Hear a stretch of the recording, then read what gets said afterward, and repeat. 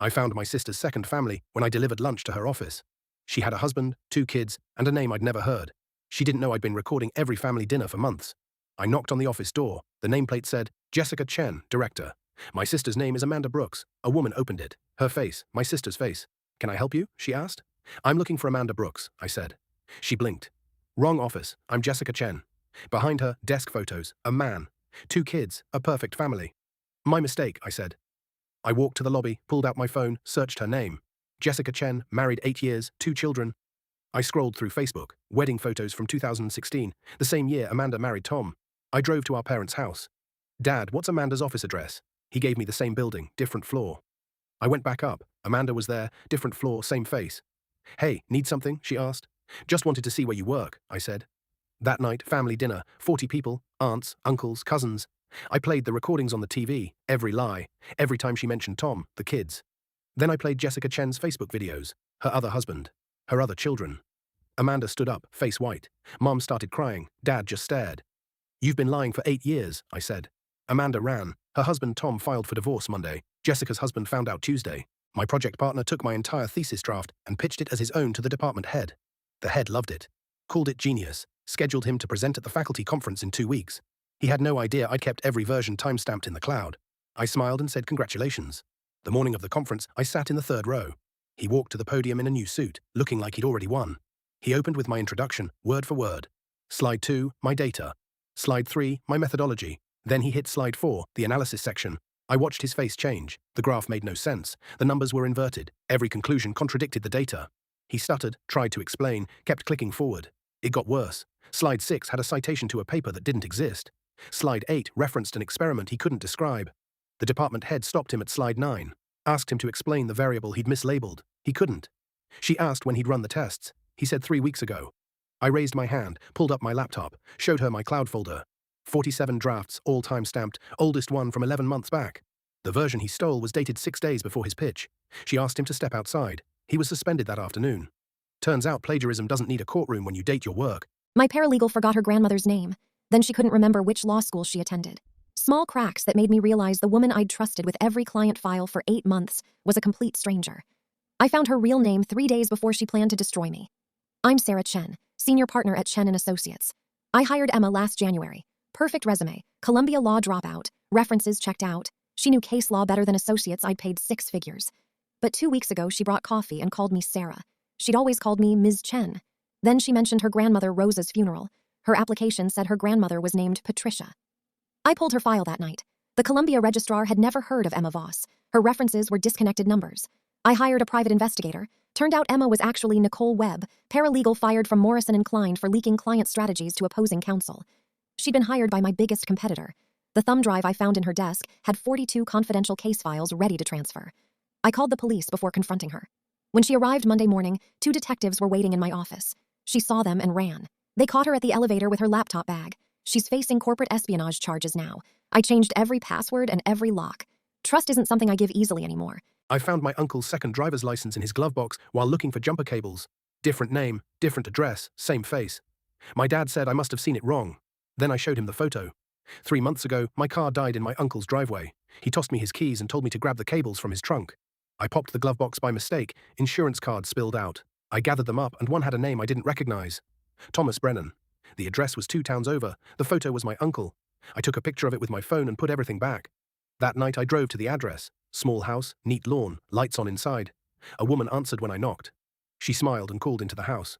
Tom, someone's here for you. My uncle appeared behind her. His face went white. I asked if we could talk. He stepped outside and closed the door. The woman was his wife. Had been for 8 years. He had a daughter, 7 years old. He begged me not to tell my dad. Said it would destroy the family. I told my dad everything the next morning. Showed him the license photo, the address, all of it. My dad called a family meeting that night. Confronted my uncle in front of everyone. My uncle tried to deny it until I pulled out my phone. My aunt filed for divorce 3 days later. My uncle had no story left because I had the receipts. I left $40 and a note under my neighbor's door because I heard her crying through the wall. I had no idea it would save 3 families in our building, including mine. I worked nights at a warehouse. My daughter was 7. We lived in a cramped 1-bedroom where the pipes banged and the heat barely worked. The woman next door was maybe 60. I heard her sobbing one Tuesday around 2 in the afternoon. Then I heard her on the phone. She said, I can't pay both. I need my heart medication. Please, I don't know what to do.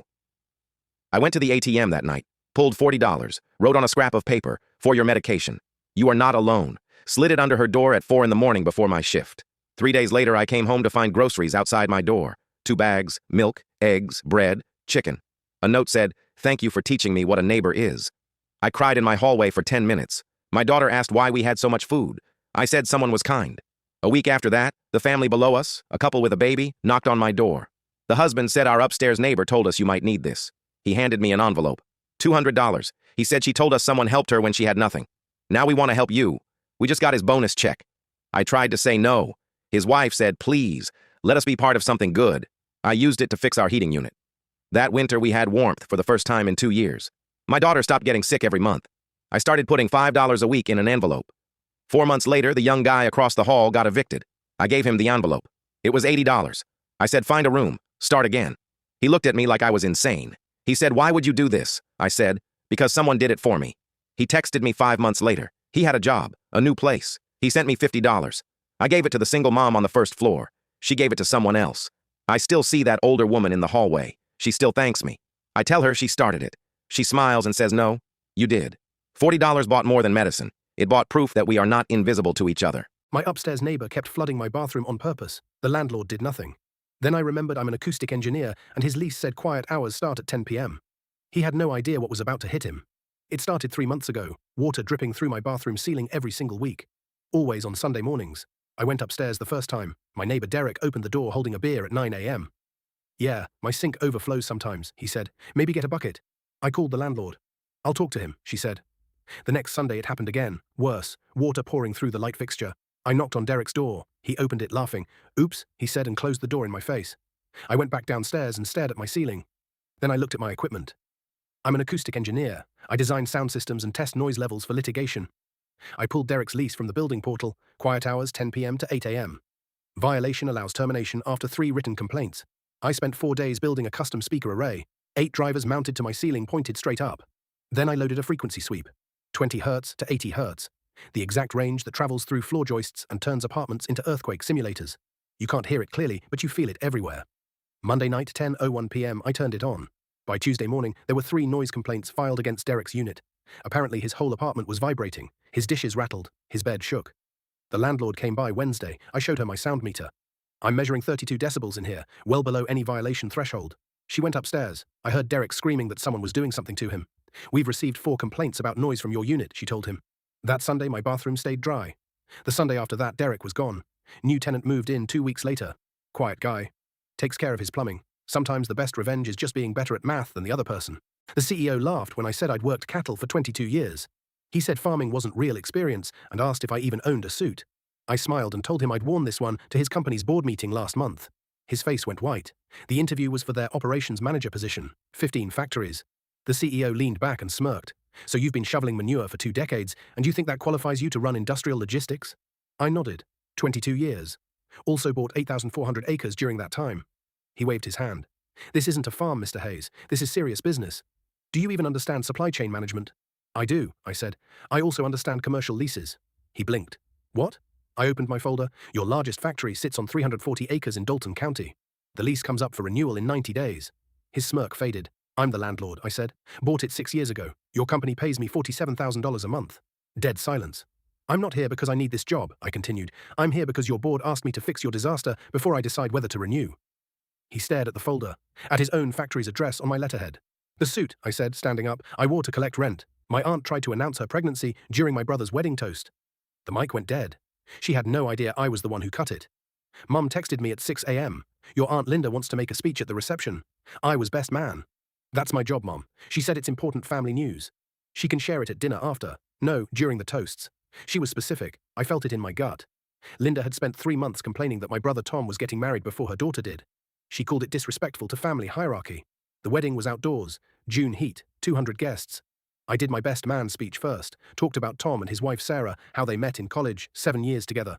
People laughed at my stories. Then Linda stood up. She wasn't on the program. "I have an announcement," she said, grabbing the microphone from the DJ table. The DJ looked at me. I shook my head slightly. "This is a special day for family," Linda continued, "and I want to share that I'm finally pregnant after 5 years of trying." Guests started clapping, confused. Tom's face went pale. Sarah looked like she might cry.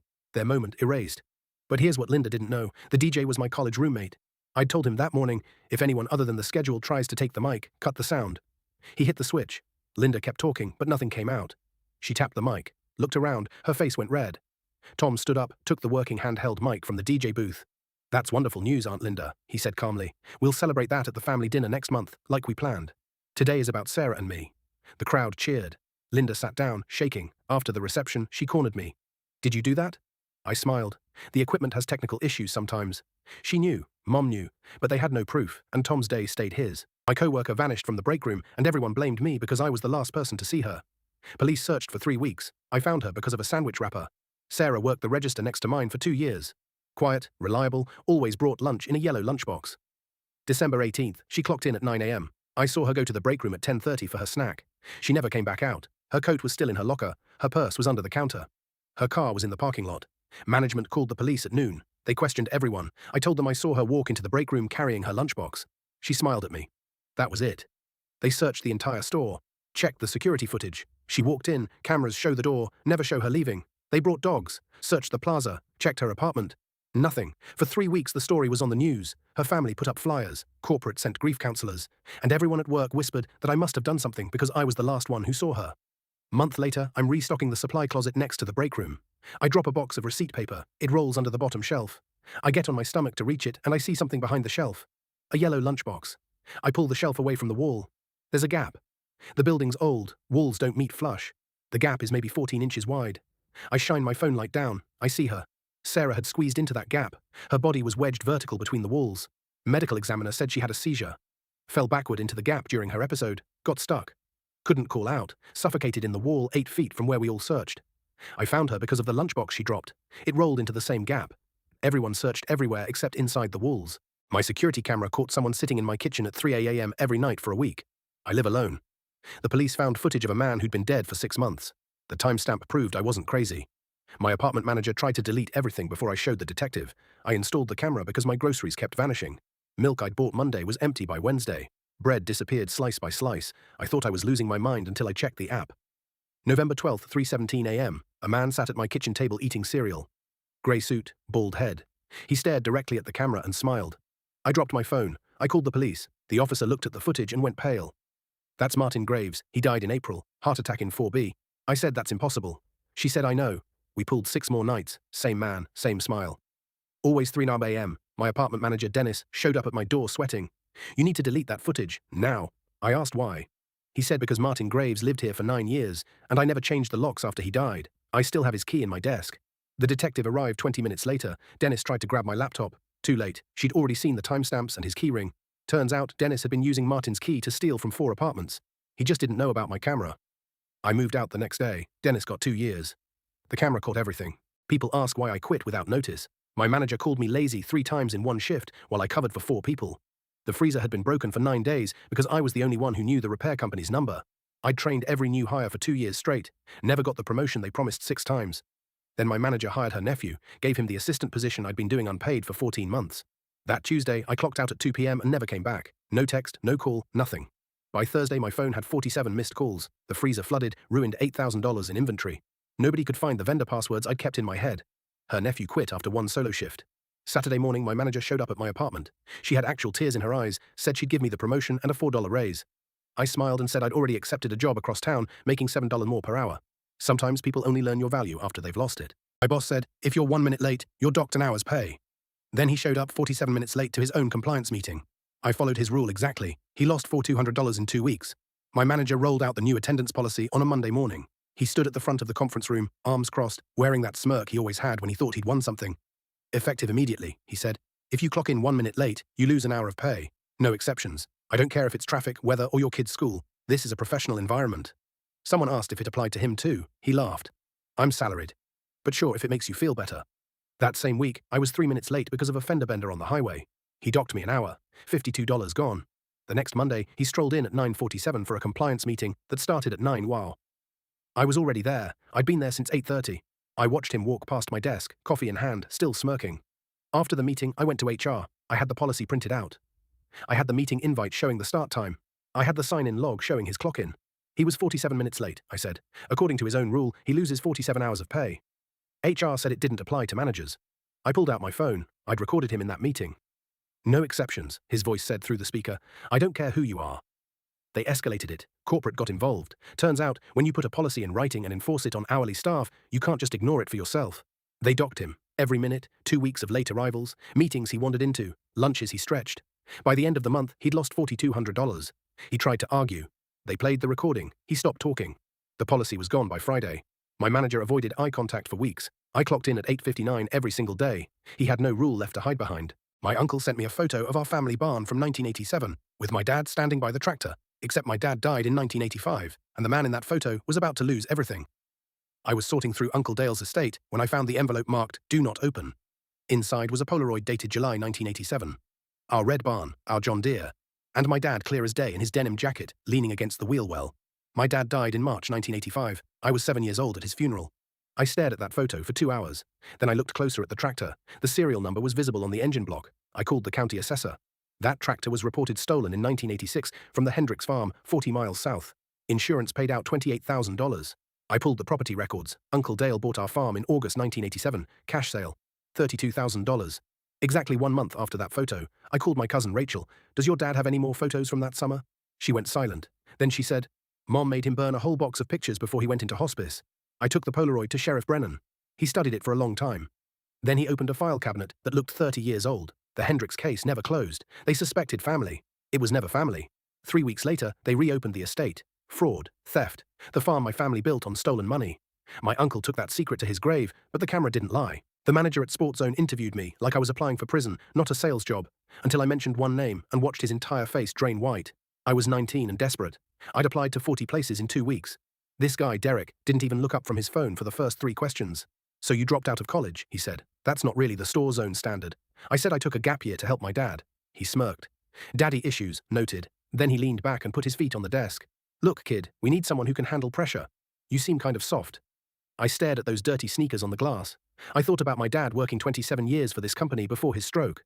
I thought about the 14 months I spent driving him to physical therapy every morning before my shift at the warehouse.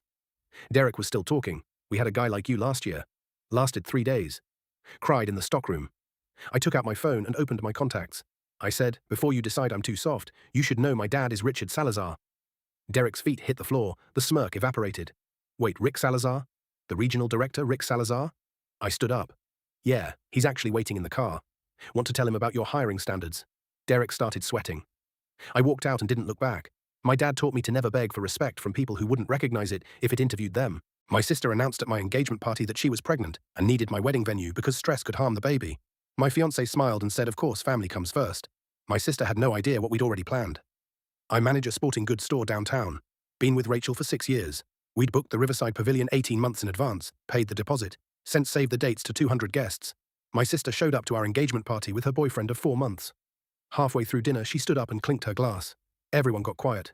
I have an announcement. I'm 12 weeks pregnant and my doctor says I need to avoid stress. She looked right at me. Your wedding is in 8 weeks and mine needs to happen first. The baby can't wait. Mum started crying tears of joy. My aunt said obviously the pregnant bride takes priority. My sister pulled out her phone. I already called the pavilion. They said we can swap the booking if the original client agrees. She smiled at me. You understand, right? Big brother always looks out for me. Rachel squeezed my hand under the table. Of course we understand. Family is everything. Take the venue. My sister hugged her. 3 days later, my sister received a certified letter. The pavilion doesn't allow booking transfers per their contract, but the letter came from Rachel's parents, who own the venue. They'd given us the family rate. My sister paid full price to a completely different place because she never actually called to check. You'll call me Mom now that we're family. My mother-in-law said that the day I married her daughter. I laughed it off. She didn't. For 2 years, Linda corrected me every single time I said her name. At our son's first birthday, she announced to 40 guests that I was disrespectful for refusing to honor her as my mother. My wife begged me to just do it to keep the peace. I had the group text saved where Linda told my actual mom she'd never be a real grandmother because, quote, I'm the only mother figure this family needs. When Linda showed up unannounced for Thanksgiving, she walked straight into our kitchen and told my wife to go rest. This is my kitchen now, she said. I need to teach your husband proper family values. She started rearranging our cabinets. I pulled out my phone and opened the text thread on the TV using screen mirroring. The whole message history filled our 65-inch screen. My wife read it in real time. Her face went white. I looked at Linda and said, you can call me son-in-law and my mother grandma, or you can call us nothing at all. My wife told her to leave. Linda tried to grab the remote.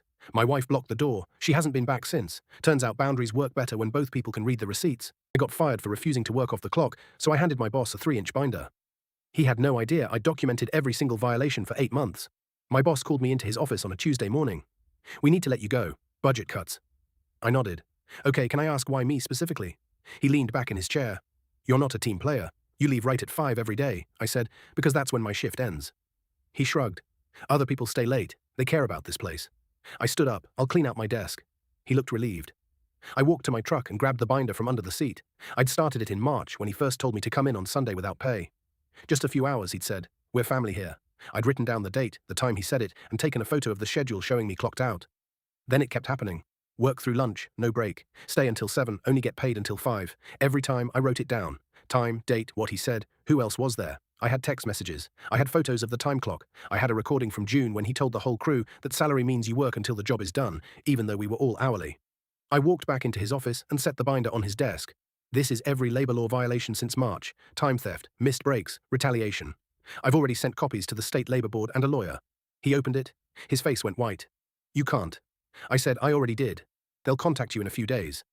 He started flipping pages, faster, his hands shaking. This isn't. I turned around and walked out. 2 weeks later, the labor board fined him $41,000. I got a settlement check and a year of back pay. My boss had no defense because I had receipts for everything. What happens when a new boss fires the one person keeping everything together? Our store manager quit on a Monday. By Friday, corporate sent us Derek, 26 years old with an MBA and 0 retail experience. First thing he did was call a meeting. "We need to cut dead weight," he announced, staring straight at Martin. Martin had worked there 19 years. He knew every system, every vendor contact, every workaround for our ancient inventory software. He trained everyone, fixed problems before customers noticed, and covered shifts without being asked. Derek didn't care. "Your sales numbers are below average," he told Martin in front of everyone. "You're clearly coasting. 2 weeks severance. Security will walk you out." Martin just nodded, packed his desk, and left. The next morning, our delivery came, but nobody knew the receiving codes. Derek spent 40 minutes on hold with the vendor. Then our power system crashed during the lunch rush. Martin always rebooted the server in a specific sequence. Derek tried random buttons until he locked us out completely. We couldn't process sales for 3 hours. By Wednesday, our biggest client called threatening to pull their corporate account. Turns out Martin had been personally handling their orders, giving them a discount Derek didn't know existed. When Derek refused to honor it, they walked. That contract was 30% of our revenue. Thursday, the regional manager showed up unannounced. Our numbers had tanked. Inventory was chaos. The client loss hadn't been reported up. Derek blamed the staff, said we were sabotaging him. I finally spoke up. I had saved Martin's exit interview recording where he'd warned HR this exact scenario would happen. He'd documented every critical process, every relationship, every risk. He'd even offered to train his replacement for free. Derek had refused, called it a waste of time. The regional manager listened to the whole recording. Derek was transferred that afternoon to a store 4 hours away. Martin? Corporate called him directly, doubled his salary, made him regional trainer. He came back 2 months later to fix our store. Walked past Derek's empty office without a word. Some people are irreplaceable until you try replacing them. My uncle showed up at the farm after 15 years wanting Dad's land because, quote, his sweat built this place, unquote. He had no idea I recorded every word the day he left. Let me go back. I was 12 when my uncle lived here. Dad broke his back in the barn. Uncle ran the farm for 8 months. Then one morning, he packed his truck. I was sitting on the porch steps. He looked at me and said, "Your father is dead weight, and this place deserves someone who can actually work it." He said he was taking his share and leaving. I had Dad's old tape recorder in my pocket. I recorded all of it. He drove off. We never heard from him again. Dad recovered. We made the farm profitable. Last month, Uncle walked in with a lawyer talking about inheritance rights. I pulled out that tape, played his own words. The lawyer stood up and left. Uncle's face went white. He tried to grab the recorder. I already had 3 copies with our attorney. He got nothing. Some people forget their own voice can bury them. My brother told our parents I stole $50,000 from the family trust. They believed him instantly. What he didn't know was that I'd been recording every conversation with our lawyer for 6 months, because I knew this was coming. I'm the younger son. My brother Derek has always been the golden child, successful, charming, perfect. I was the screw-up who barely graduated college and worked retail. When our grandfather died and left us equal beneficiaries of his trust, I knew Derek would find a way to cut me out. So when the lawyer called the first meeting, I started recording everything on my phone. Every session, every email I forwarded to myself, every document I photographed. The accusation came at a family dinner. Derek stood up, voice shaking with fake emotion, and said he'd discovered discrepancies in the trust account. $50,000 gone, he'd done the math. The only person with access besides him was me. Mom started crying immediately. Dad's face went red. He looked at me like I was a stranger. I just sat there while Derek presented his evidence. Bank statements with my name, withdrawal authorizations with my signature, transfer records. It looked airtight. Mom asked me how I could do this to the family. I didn't answer. I pulled out my phone and opened the recording from 3 months earlier. I hit play. Derek's voice filled the room. Him on a call with someone named Jason, laughing about how easy it was to forge my signature. How I was too stupid to check the statements. How once I was out of the trust, he'd split my half with Jason for helping him set it up. The room went silent. I played the next recording, Derek telling the lawyer he needed to remove me as beneficiary due to suspected fraud. The lawyer asking for proof. Derek saying he'd manufacture it. I set the phone down in the middle of the table. Dad was staring at Derek. Mom's hand was over her mouth. Derek tried to say the recordings were fake, edited, taken out of context. I slid the lawyer's affidavit across the table, signed that morning, confirming every recording's authenticity and timeline. The police came 2 hours later. Derek's facing wire fraud and forgery charges. The family trust is frozen pending investigation. My parents haven't spoken to me, but they haven't apologized to Derek either. Turns out the golden child tarnishes pretty quickly when you have receipts. I took a night shift stocking shelves at a storage liquidation store, and my manager gave me one rule: never open the units in the back hallway. 3 weeks in, I found a crowbar on the floor near Unit 47. The lock was already broken. I could see the door was cracked open about 2 inches. I stood there for a full minute, staring at that gap, and then I pulled it wider. Inside was a chair, just a wooden chair facing the wall, and sitting in it was a man in a grey suit. He didn't move, didn't turn around. I said hello. Nothing. I stepped closer and saw his hands were zip-tied to the armrests. That's when my manager appeared behind me. He flipped the light off, pulled the door shut, and locked it with a new padlock he had in his coat. Then he looked at me. That unit gets opened once a month, tomorrow night. If you'd gone in, he would have turned around. I asked what that meant. My manager said the last guy who opened it early saw his face. Quit 2 hours later. Wouldn't say why, just kept saying he couldn't work here anymore. I didn't ask anything else. I went back to stocking. The next night I came in and Unit 47 was open. The chair was empty. The zip ties were on the floor, still looped, not cut. My manager was sitting in the break room, drinking coffee like it was any other shift. I asked him where the man went. He said the man leaves on his own once a month, walks out the back door, comes back before morning. No one knows where he goes. No one's ever followed him. I stared at those zip ties on the ground. Then I asked the only question that mattered. What happens if someone follows him? My manager set his coffee down and looked at me with the flattest expression I've ever seen. Then we'd need to put another chair in that unit. I turned in my resignation that morning. Some rules exist because someone already paid the price for breaking them. My future mother-in-law demanded I sign a postnup, giving her half my law firm, or she'd cancel the wedding in 3 hours. I signed everything she wanted. 40 minutes later, police walked her out in handcuffs. My fiancée Sarah texted me at 9 a.m.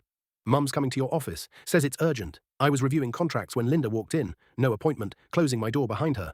We need to talk about Saturday. The wedding was in 3 hours. Small ceremony, 20 guests, the restaurant booked. What about it? You're marrying into my family now. That comes with responsibilities. She slid papers across my desk. This is a post-nuptial agreement. You'll sign it today. I scanned the first page. 50% ownership of my law practice transferred to Linda effective immediately. Are you serious? Completely. Sign it or I'm calling every guest right now and telling them the wedding's off. Sarah will be humiliated. You have 10 minutes. My practice was worth 1.3 million. I built it over 8 years. Linda smiled, watching me read. I picked up my pen. She actually sighed with relief. I signed every page, dated them, pushed the stack back. She gathered the papers, stood up, shook my hand. Welcome to the family, she said. I waited until she left. Then I called my paralegal. Did you get it? Every word, he said. I'd been recording since she walked in. Extortion's a felony in our state. I called Sarah. Your mom just tried to blackmail me. What? I'm sending you the recording now. Call her, act normal, get her to admit it again. 20 minutes later, Sarah called back crying. She confessed everything. Said she deserved half because she paid for my law school. She didn't. I had the loan statements. I called the police. They met Linda at her house. The wedding happened at 2 p.m. Linda called from the station, begging Sarah to drop the charges. Sarah handed me the phone. I told Linda my lawyer would be in touch. Turned out I married into a family that respected contracts after all. A customer returned my grandfather's watch with a note that said it saved her daughter's life. I sold it 3 months ago for rent money and cried in the back room. I had no idea how it made its way back. The woman who bought it was named Claire. Paid cash, said it was for her husband's birthday. I wrapped it in the box my grandfather gave me when I turned 16, the same day he taught me to fix engines. 2 weeks ago, a different woman walked in holding that exact box. Are you Marcus? She opened it and there was the watch, plus a folded piece of paper. I read it standing right there at the counter. Your grandfather's inscription saved my daughter. She read it when she needed it most. We traced the engraving to your store. This belongs with you. The inscription said, keep going, the hard part makes you real. Claire's daughter found the watch in her mom's drawer during the worst night of her life. Read those words over and over. Called a hotline. The mum tracked me down through the engraving and the receipt Claire kept. I tried to pay her. She refused. Your grandfather left you more than a watch. I put it back on my wrist in front of her. My grandfather always said the right thing finds its way home. Now I know he meant more than objects.